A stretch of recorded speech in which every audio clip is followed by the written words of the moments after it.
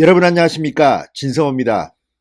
김정인 전 더불어민주당 비상대책위원장이 자서전을 출간했습니다. 그런데 그 자서전 내용이 지금 화제입니다. 문재인 대통령을 정면으로 비판하고 있습니다.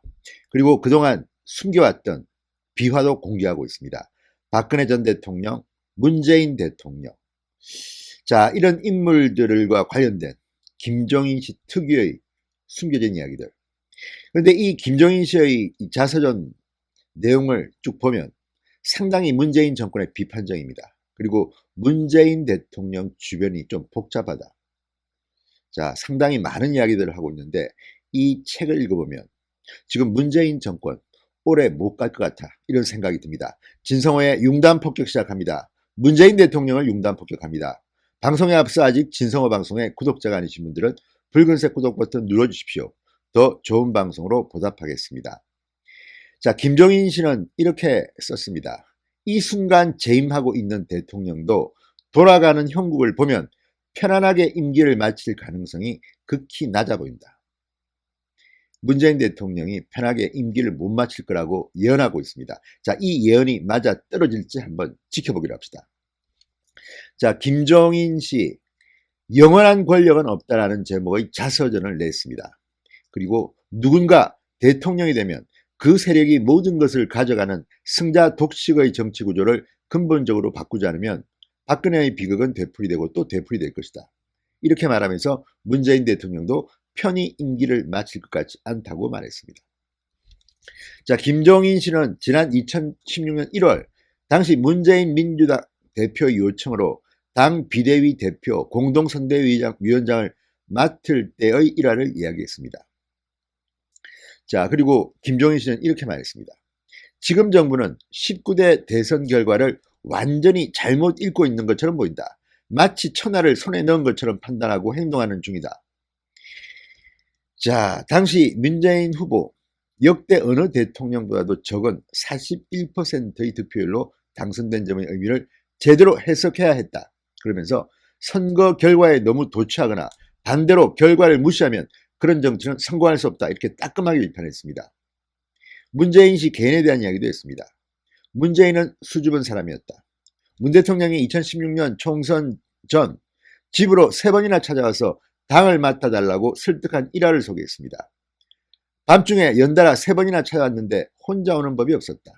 배석자가 주로 이야기하고 문재인은 거의 말을 하지 않다가 도와주십시오 라는 말만 거듭했다. 지금도 문재인 대통령 중요한 이야기는 잘 안 합니다. 좋은 이야기만 합니다. 자, 2016년 총선 당시 김정인 전 대표가 비례대표 2번에 오르자 친문 지지층은 셀프 공천이라고 비난했던 것에 대해서 그는 모멸감을 느낀다고 했습니다. 김정인 씨는 자신에게 비례대표를 직접 제의했던 사람이 문재인 대통령이었다고 주장했습니다. 밤늦게 우리 집까지 찾아와 위기에 빠진 당을 구해달라 부탁했던 사람, 선거 승리만을 위해 민주당에 가지는 않겠다고 하니까 비례대표를 하시면서 당을 계속 맡아달라고 이야기했던 사람이 그런 일이 발생하자 전후 사정을 설명하지 않고 나몰라라 입을 닫은 채 은근히 그 사태를 즐기는 태도를 취했다, 이렇게 비판했습니다. 자, 그리고 김정인 전 대표 문재인 대통령을 향해 주변이 좀 복잡한 사람이다. 그를 애워싸고 있는 그룹이 권력을 휘두를 뻔했다. 문재인 대통령의 측근, 이른바 386 운동권 그룹에 대해서 강하게 비판했습니다. 자, 김 전 대표 자신이 새누리당 박근혜 후보와 잠시 멀어졌을 때입니다. 2012년 대통령 선거제를 치르고 있을 때입니다. 문재인 대통령이 밤늦게 자택을 찾아왔다고 합니다.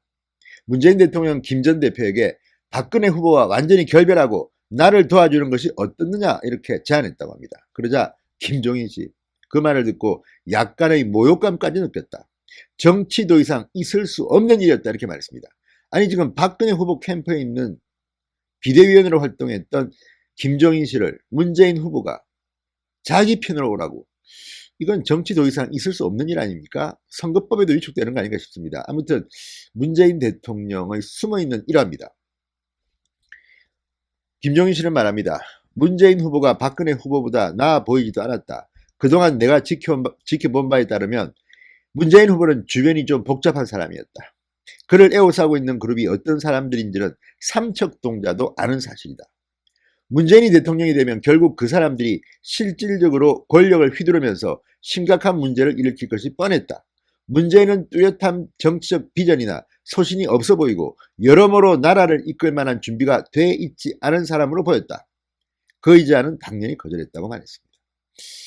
자, 김종인 씨가 이제 숨어있는 문재인 대통령이 비화를 꺼집어내기 시작했습니다. 그리고 강하게 공격하고 있습니다. 김종인 씨는 2016년 문재인 대통령이 민주당 대표를 제의하려 자신을 삼고초려했던 에피소드도 소개했습니다. 자, 문재인 대통령은 당시 비상대책위원으로 와달라고 하면서 이렇게 말했다고 합니다. 박근혜는 경제민주화를 배반했지만 나는 경제민주화를 꼭 이룰 테니 도와달라. 김종인 대표는 정치인들의 말을 믿지 않는다. 그러자 문재인 대통령은 거저 묵묵히 들으면서 약속을 꼭 지키겠다고 했다. 이렇게 김종인 씨의 자서전은 쓰고 있습니다.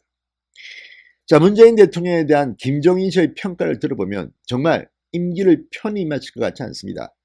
그리고 무엇보다도 이 비화들을 보면 문재인 대통령은 신사적이지도 못합니다. 페어플레이를 하지 않고 박근혜 대통령을 낙선시키고 자신이 당선되기 위해서 꼼수를 부린 것으로 보입니다. 자, 김종인 씨가 무슨 생각으로 이 자서전을 출간하게 됐는지는 모르겠습니다. 그렇지만 총선을 한 달도 남지 않은 시기에 김종인의 자서전은 어쩌면 이 총선판에 민주당을 향해서 강한 핵펀치를 날릴지도 모릅니다. 그런 생각이 듭니다. 진성호의 융단 폭격이었습니다. 여러분 감사합니다.